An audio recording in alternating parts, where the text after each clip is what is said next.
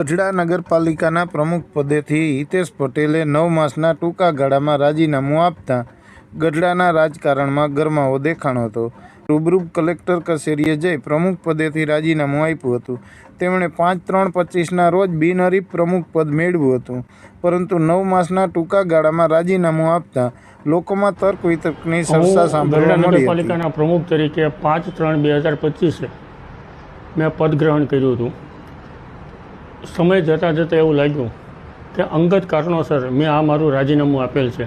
હું ખાસ કરીને ગુજરાત ભાજપ, બોટાદ જિલ્લા ભાજપ, ગઢડા શહેર ભાજપ, મારા તમામ કોર્પોરેટર સાથીદારો, મારા નગરપાલિકાનો તમામ સ્ટાફ, એ બધાનો જે મને સાથ સહકાર મળ્યો છે એ બદલ હું ખૂબ ખૂબ એમનો હૃદયપૂર્વક આભાર માનું છું.